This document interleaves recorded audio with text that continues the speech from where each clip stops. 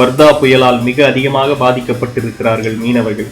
புயலின் பாதிப்புகளை அறிந்து வர வினவு செய்தியாளர் குழு காசிமேடு மீன்பிடி துறைமுகத்தை அடைந்திருந்தது. கடந்த டிசம்பர் மாதம் சென்னை மழை வெள்ளத்தின் போது மக்களை காப்பாற்ற ஓடோடி வந்த மீனவர்களும் அவர்களின் படகுகளும் இன்று கேட்பாரின்றி கிடக்கின்றன.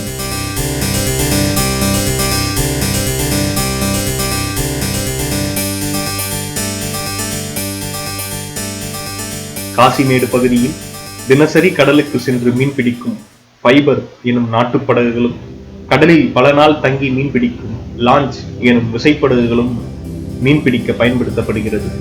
புயல் சின்னம் அறிவிக்கப்பட்ட பிறகு தினசரி மீன்பிடிப்பவர்கள் தொழிலுக்கு செல்லவில்லை. ஆனால் விசைப்படகில் நாட்கணக்கில் தங்கி மீன்பிடிப்பவர்கள் உடனடியாக கரைக்கு திரும்ப வாய்ப்பில்லை. வயர்லெஸ் மூலம் தகவல் தரப்பட்டுள்ளது. ஆயினும் பல மைல் தொலைவில் இருப்பவர்கள் திரும்புவதற்குள் புயல் அவர்களை நெருங்கிவிட்டது. கடலுக்கு சென்ற பல விசைப்படகுகளின் நிலை என்னவென்பது இப்போது வரை தெரியவில்லை. இன்னும் சொல்ல போனால் எத்தனை விசைப்படகுகள் இன்னும் திரும்பவில்லை என்ற சரியான எண்ணிக்கை கூட அவர்களிடம் இல்லை. படகுகளின் சேதம் குறித்து மீனவர்களிடம் பேசிக் கொண்டிருக்கும் போதே ஒரு விசைப்படகு கரையை நெருங்கிக் கொண்டிருந்தது. அதன் முனைப்பகுதியில் ஒருவர் தன் கையை வானத்தை நோக்கி குவித்தும் கைகளை விரித்தும் தனது மகிழ்ச்சியை வெளிப்படுத்திய வண்ணம் நின்று கொண்டிருந்தார். நம் அருகில் இருந்த மீனவர்களும் மகிழ்ச்சியில் துள்ளி குதித்து இங்கிருந்து சைகைகளை காண்பித்துக் கொண்டிருந்தார்கள். புயலில் சிக்கி இப்போதுதான் அவர்கள் கரைக்கு வருகிறார்கள் என்று புரியாமல் பார்த்த நம்மிடம் மீனவர்கள் விளக்கினார்கள். அந்த படகு கரைக்கு வந்தது. படகில் ஏறிக்கொண்டோம். படகில் ஓட்டுநர் உள்ளிட்டு மொத்தம் 11 தொழிலாளிகள். அதில் ஓட்டுநர் தவிர மற்ற அனைவரும் ஆந்திர மாநிலத்தைச் சேர்ந்தவர்கள். அனைவரின் முகத்திலும் தளர்ச்சியும் மகிழ்ச்சியும் ஒருங்கே குடிகொண்டிருந்ததை பார்க்க முடிந்தது. படகின் ஓட்டுநர் லோகிதாசிடம் பேசினோம். நாங்கள் ஒரு 20 பேர் ஒன்றாக தொழில் செய்து கொண்டிருந்தோம். வலையெல்லாம் கட்டிய பிறகு புயல் வருவது குறித்து அறிந்தவுடன் அனைத்தையும் எடுத்துக்கொண்டு கிளம்பினோம்.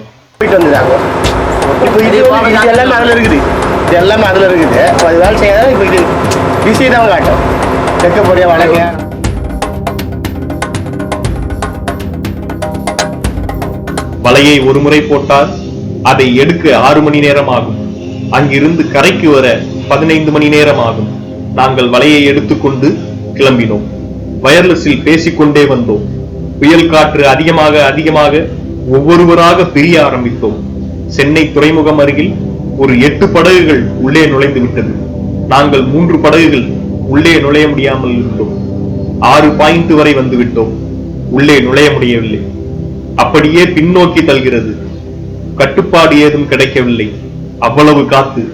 நாங்கள் செத்துவிட்டோம் என்றுதான் நினைத்தோம்.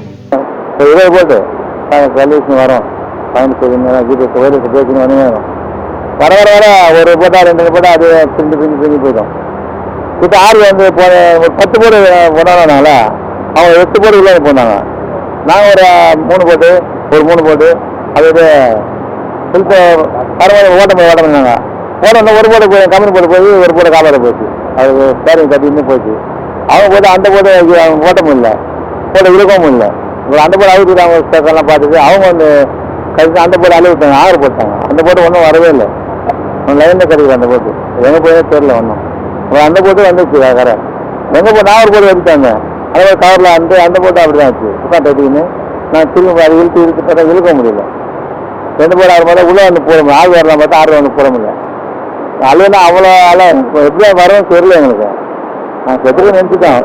எல்லாம் அழுவ ஆரம்பிச்சிட்டாங்க. புயலின் சிக்கிய போது படகை ஓட்ட முடியவில்லை என்றார்கள். அதை காப்பாற்ற சென்ற மற்றொரு படகினாலும் அதை இழுக்க முடியவில்லை. பிறகு அதை அப்படியே விட்டுவிட்டோம். அந்த படகு என்ன ஆனது என இன்னும் தெரியவில்லை. இன்னமும் அதனுடன் தொடர்பு கிடைக்கவில்லை என்கிறார் லோகிதாஸ். எங்களிடம் இருந்த GPS கருவி புயல் காற்றில் சேதமடைந்து வேலை செய்யாமல் போய்விட்டது. எந்த பக்கம் செல்வது என்பதே தெரியவில்லை. ஓட்டு போனோம் சார். ஓட்டமே ஓட்டு போனோம். அங்கே போனோம்னா அலை அதிகமாக இருக்குது. ஓட்டோன்னா அப்படியே தண்ணி மட்டுக்குது. ஓட்டா தண்ணி மட்டுக்குது. ஆனால் ஓட்டம் இல்லை. மணி ஒரு 1 மணிக்கு ஓட்டம் இல்லை. எந்த பக்கம் ஓட்டணும் தண்ணி மொண்டுக்குது. இந்த போட்டில் மொண்டுக்குது, இந்த போட்டு மொண்டுக்குது.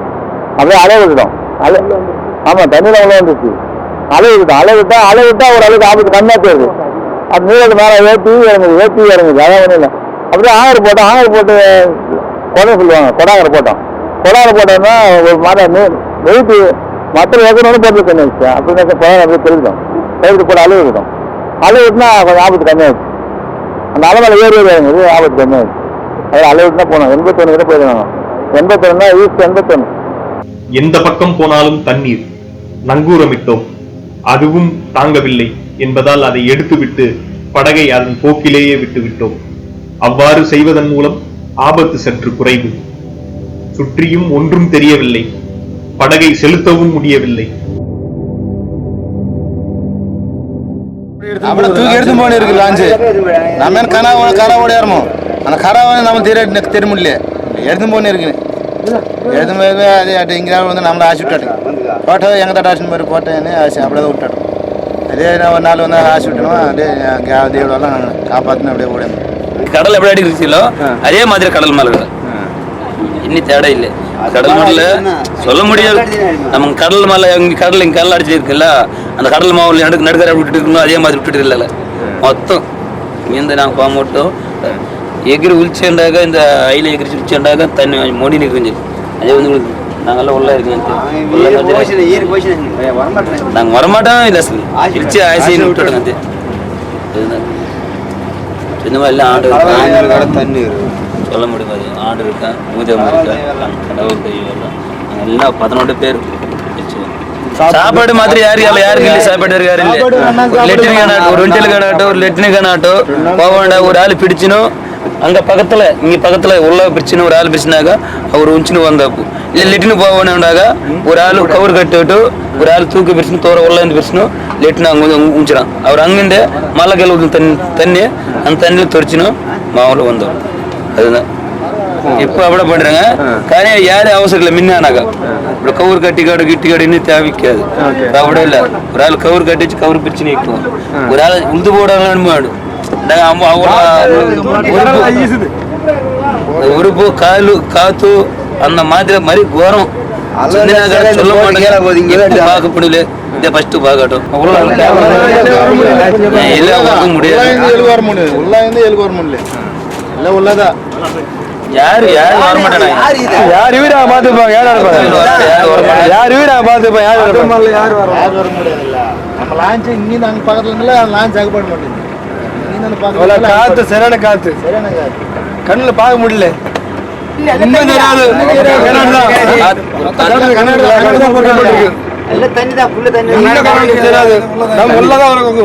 ஒரு போட் பக்கத்துல தான் இடிச்சுமே அதுதான் கொஞ்சம் தூரம் இருந்தது. அப்படித்தான் இருந்தது. அப்போ எல்லா தண்ணி தானே ஆயிடுச்சு. புயல் வரும்போது அந்த போட்டு யானை போச்சு தெரியல, எந்த போட்டு யானை போச்சு தெரியல.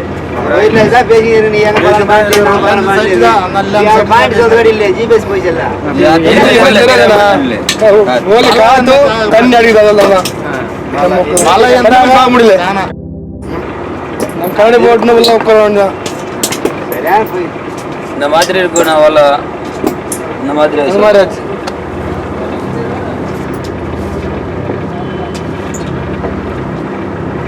இந்த வேலை பார்க்கறதுனா 4 நாள் ஆகும். 4 நாள் ஆகும். சரி பண்ணலாம், லேட் ஆகும். 4 நாள் 5 நாள் ஆகும். சரி பண்ணாதான் நம்மளுக்கு காசு. அது 10,000 வரும். நம்ம மீன் பிடிக்கணும்ல, மீன் பிடிக்கிற இதான் காசு. சாப்பாடுறதுக்கு காசு கஷ்டப்படுறோமோ அது உயிரே போத்து போய் சாப்பிடலாம். இதெல்லாம் அது சாப்பாடு, அங்கே போய்ட்டு அதே சாப்பாடு. நம்ம சாப்பாடு புரிஞ்சு போகிறோமோ இந்த நமக்கு எங்கம்மா ஆடவர் கொடுத்தாக்கா வீட்டுக்கு வரோம். அது ஆள் 10,000 7,000 இதான் நம்ம பண்ண நம்ம வீட்டில் பண்ணாட்டி பசங்க சரியாக நமக்கு என்ன நிற்காதில்ல. பின்ன வரணும், பின்ன கஷ்டப்படணும், பின்ன வீட்டுக்கு போகணும். அவ்வளோதான். சாப்பாடு இல்லை, 2 நாள் சாப்பாடு இல்லை. அது తర్వాత இந்நேரம் காலையில் காற்று தగ్గனாக இந்த கோயில் தగ్గனாக வர சாப்பாடு எல்லாம் சேர்த்துன்னு அம்மா ரொம்ப கஷ்டம் இருந்துச்சு.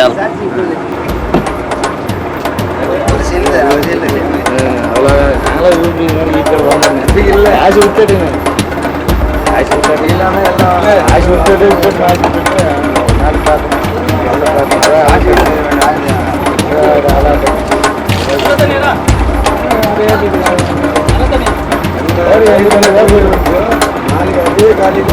அதே டைம்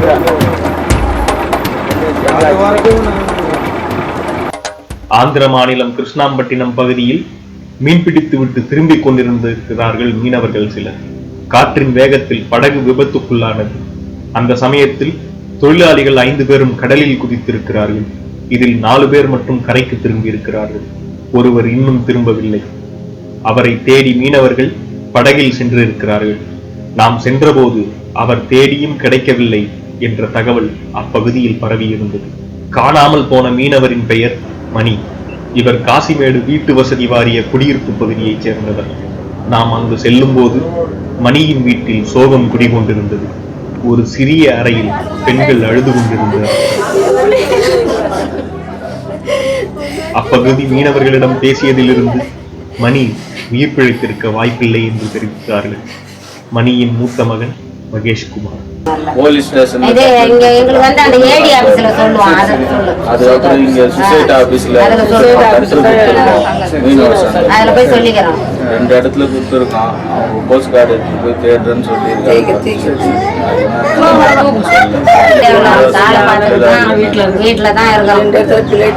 இவங்க சம்பாதிச்சா அவருக்கு பொண்ணும் அவருக்கு சம்பாதிச்சு போடுறாரு. ஒரு 4 பழம் இந்த ரிப்போர்ட் தான் கழிச்சு அழுவாரு. அப்படியே பொம்பளை கூட அந்த மாதிரி அழுவ மாட்டேன்.